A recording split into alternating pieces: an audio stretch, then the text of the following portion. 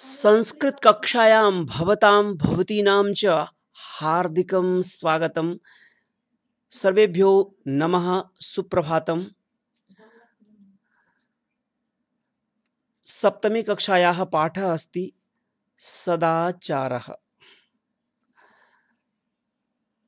सत्यं ब्रूयात् प्रियं ब्रूयात्, न ब्रूयात् सत्यमप्रियम्, प्रियं च नानृतं ब्रूयात्, एष धर्मः सनातनः। पुनः श्रूयन्ताम्।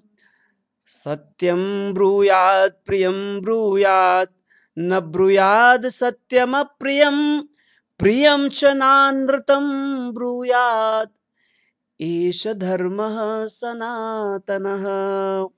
अस्य श्लोकस्य अर्थः हिन्दीभाषायाम् अत्र लिखितमस्ति। इदानीम् अहं हिन्दीभाषायाम् अस्य श्लोकस्य काव्यानुवादं श्रावयितुमिच्छामि। तर्हि श्रूयन्ताम्। सनातन धर्म कहता है कभी तुम सच नहीं छोड़ो।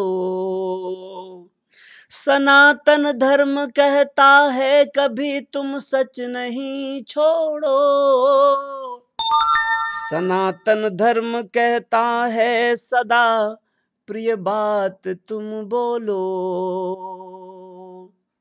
सनातन धर्म की शिक्षा यही कटु सत्य मत बोलो। मधुर हो झूठ कितना भी मगर तुम झूठ मत बोलो। झूठ मत बोलो। दूसरे छंद में इसको सुनिए। सनातन धर्म कहता है कभी तुम सच नहीं छोड़ो। सनातन धर्म कहता है सदा प्रिय बात तुम बोलो। सनातन धर्म की शिक्षा यही कटु सत्य मत बोलो। मधुर हो झूठ कितना भी मगर तुम झूठ मत बोलो। मधुर हो झूठ कितना भी मगर तुम झूठ मत बोलो। अस्य श्लोकस्य काव्यानुवादम्। इदानीं वयम् अस्य श्लोकस्य गूढ़म् अर्थं जानीमः। सत्यं ब्रूयात्, सच बोलना चाहिए। यह हमारे जीवन की पद्धति होना, जीवन का अंग होना चाहिए। सत्य हमारे जीवन में प्रवेश कर जाना चाहिए।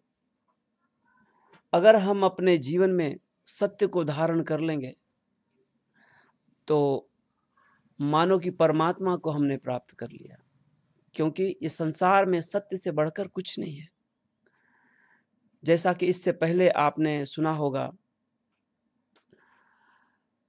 और हमारे भारत का आदर्श वाक्य भी है, सत्यमेव जयते। सत्य की जीत होती है। सत्य को कदापि छोड़ना नहीं चाहिए। और सत्य के साथ साथ प्रियम ब्रूयात, प्रिय बोलना चाहिए। सत्य अगर प्रिय हो तब तो बहुत ही अच्छा, प्रिय बोलना ही चाहिए। अप्रियम सत्यम न ब्रूयात।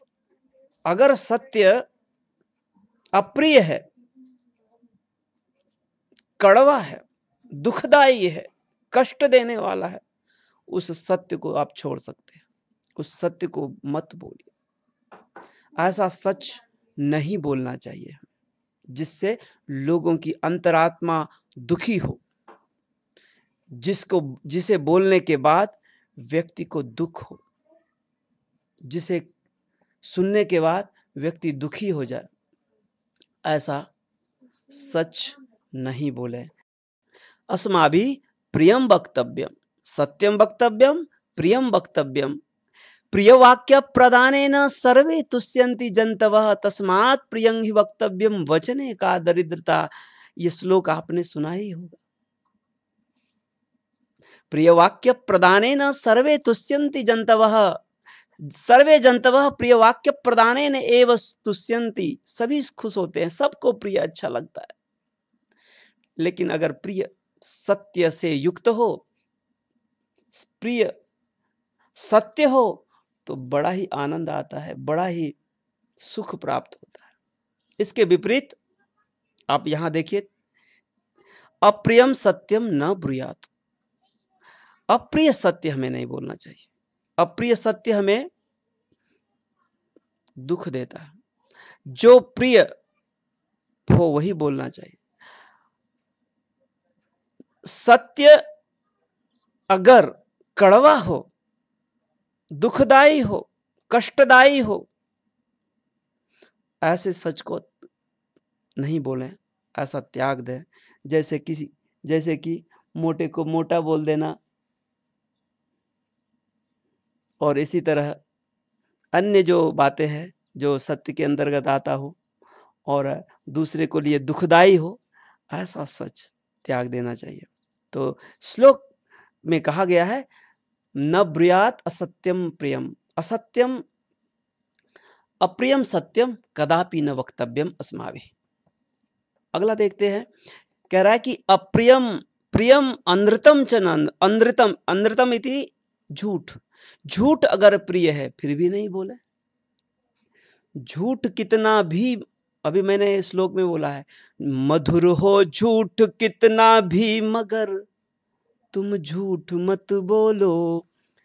अनृतम, झूठ अगर प्रिय है,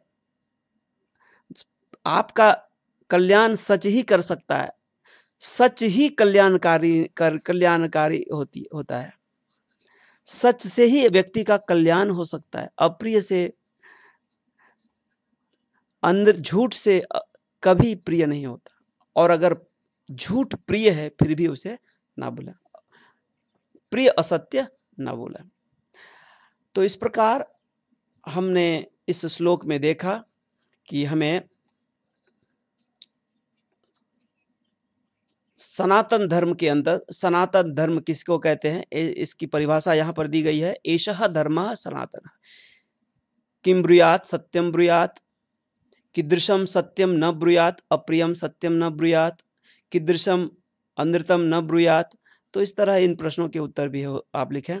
इस श्लोक में अनृतम शब्द आपको कठिन गया होगा। यहां पर आप देखिए, नानृतम शब्द, ना ये आ की मात्रा है न में, तो इसलिए यहाँ पर हम संधि विच्छेद करते समय न ले लेंगे कि अ प्लस अ आ जाएगा, और इधर नृतम से पहले अ ले लेंगे तो अनृतम हो जाएगा। और इस प्रकार संधि हम देखते हैं यहाँ पर कि दीर्घ संधि बन रही है। यहाँ पे न प्लस अनृतम नानृतम बन जाएगा, दीर्घ संधि अ प्लस अ। कैसे हुआ, तो ये न में अ और अनृतम का अ, तो अ प्लस अ आ हो गया। समान वर्ण मिलने पर दीर्घ हो जाता है। विलोम शब्द देखिए, अनृतम नृतम, नृतम अर्थात सत्यम, अनृतम अर्थात असत्यम। विलोम पदानि अत्र सन्ति, सत्यम असत्यम, प्रियम अप्रियम, धर्मः अधर्मः, अनृतम नृतम। श्लोक को याद कर लेना चाहिए, और अगर आपने श्लोक को याद कर लिया है तो श्लोक की पूर्ति आसानी से हो जाएगी। तो एक बार मैं इस श्लोक को फिर से पढ़ देता हूँ, और आप इसे याद कर लीजिए, बार-बार याद कर लीजिए और जीवन में धारण कर लीजिए। जीवन में इसे धारण कर लेना चाहिए। सत्यं ब्रूयात् प्रियं ब्रूयात्, न ब्रूयात् सत्यमप्रियं, प्रियं च नानृतं ब्रूयात्, एष धर्मः सनातनः। इस तरह श्लोक की पूर्ति। अब प्रश्न है, कीदृशं सत्यं ब्रूयात्, प्रियं सत्यं ब्रूयात्, कीदृशं असत्यं न ब्रूयात्। कीदृशम सत्यम न ब्रूयात, इस प्रश्न में देखिए कीदृशम शब्द विशेषण को प्रदर्शित करने वाले प्रश्न है। कीदृशम मतलब कैसा, तो आपको सत्य का यहाँ पर जो विशेषण दिया हुआ है वही उत्तर होना चाहिए। कीदृशम सत्यम तो अप्रियम सत्यम, तो अप्रियम शब्द सत्यम शब्द का यहाँ पर विशेषण प्रयोग किया गया।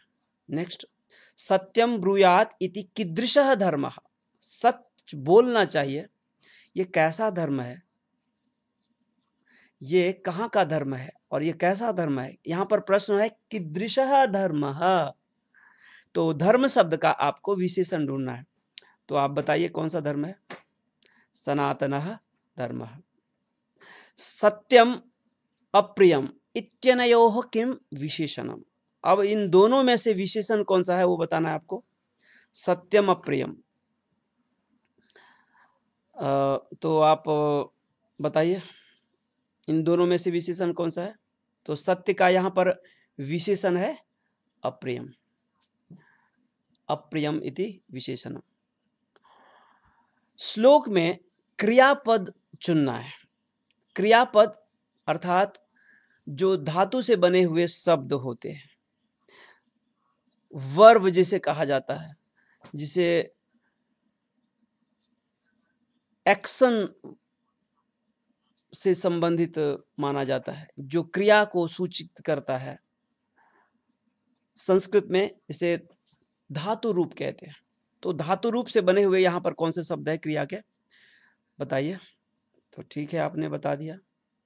ब्रूयात शब्द यहाँ पर क्रियापद है और इस श्लोक में 3 बार प्रयोग किया गया। ब्रूयात, सत्यम ब्रूयात, यहाँ भी ब्रूयात है, यहाँ भी ब्रूयात है, और एक बार 4 बार इस श्लोक में ब्रूयात शब्द का प्रयोग किया गया है। ये ब्रूयात शब्द क्या है, ब्रूयात का अर्थ क्या होता है, ये जानना जरूरी है।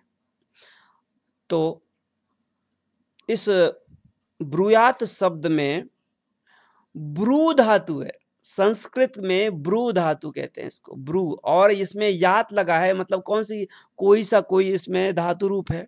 कौन सा धातु रूप है बताइए, तो अभी बताते हैं।